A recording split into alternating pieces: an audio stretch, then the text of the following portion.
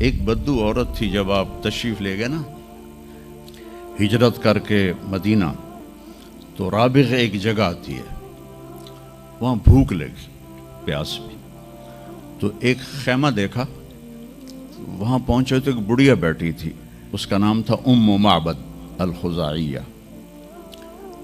تو آپ نے سوال کیا، ماں جی ہم مسافر ہیں، کوئی کھانے کو ملے گا؟ تو انہوں نے کہا بیٹا قحط کا زمانہ ہے، کچھ بھی نہیں ہے۔ ایک بکری بیمار اور کمزور اور بن بیاہی کھڑی ہوئی تھی، تو آپ نے کہا اس بکری سے دودھ نکال لوں؟ تو اس نے ایسے بڑی حیرت سے دیکھا کہ یہ عرب ہو کہ ایسی بات کر رہا ہے کہ اس بکری سے دودھ نکال لوں؟ تو وہ کہنے لگی یہ تو بن بیاہی ہے، اس کا تو ویسے بھی اس کے جسم پر بوٹی نہیں ہے، اس سے ایک قطرہ بھی کوئی نہیں۔ کہا ماں جی آپ اجازت دیں؟ کہا لگا ٹھیک ہے۔ تو وہ آپ کو غور سے دیکھنے لگی، چونکہ انہونی بات ہو رہی تھی۔ آپ نے اتنا بڑا وہ تھا برتن، وہ آپ نے لیا اور اس کے تھنوں کو یوں ہاتھ لگایا تو وہ چھلک کے مشکیزے کی طرح نیچے آ گئے، اور آپ نے دودھ نکالا اور وہ فل ہو گیا۔ آپ نے حضرت ابوبکر کو پلایا، عامر بن فہیرہ کو پلایا، عبداللہ بن اریقت جو آپ کے رہبر تھے، آخر میں آپ نے خود پیا، پھر دوبارہ نیچے بیٹھے اس کے، اور پھر نکال کے پورا وہ جگ بھر کے رکھ کے دے آئے۔ بکری کی عمر ہوتی ہے 7 سال، 7 سال تک یا ذبح ہو جائے یا وہ از خود مر جائے گی۔ بہت کم ہوتا ہے کہ کوئی بکری 7 سے 8 سال ہو جائے۔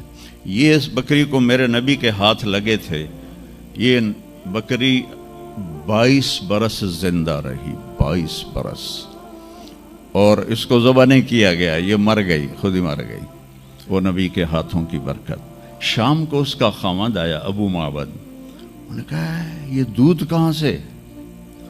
تو ام معبد کہنے لگی اس بکری سے۔ پاگل ہو گئی ہیں، یہ بکری دودھ دے سکتی ہے؟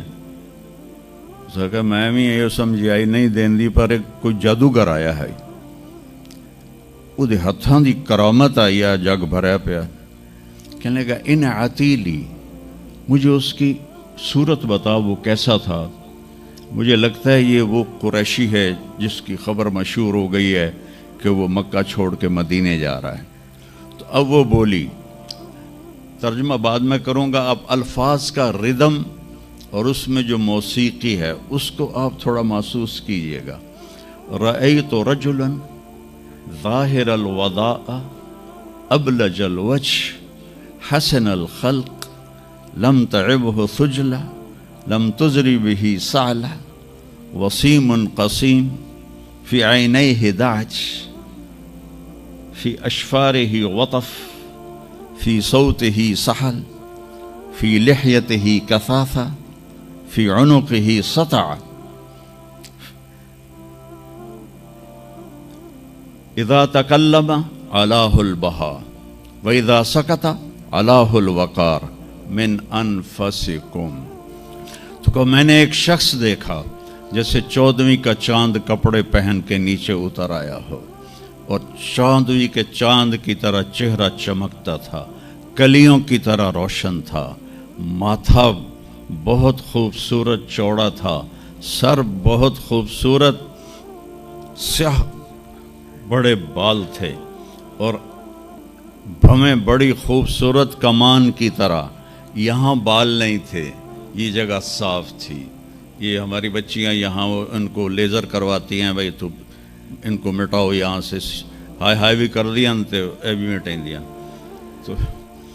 تو میرے نبی خود ایسے آپ کی بھویں یہاں تک آ جاتی تھی، یہاں تک، اور آپ کی آنکھ موٹی تھی اور سیاہ تھی اور سرخ ڈورے تھے اور لمبی تھی، اور آپ کی بھویں قدرتی لمبی تھی، لمبی جیسے یہ بچیاں وہ مصنوعی نہیں لگا لیتی، وہ پتہ بھی لگ جاتا ہے مصنوعی ہے تو کی فائدہ ہویا، تو یا تو پتہ نہ لگنے دو، اور جب دور سے نظر آ جاتا ہے کہ کسی اٹھ دی لے کے آ گئی ہے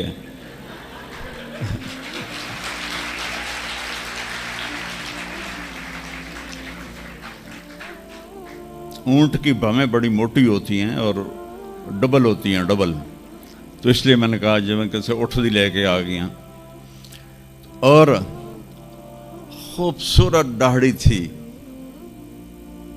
لمبی گردن سراہی دار تھی،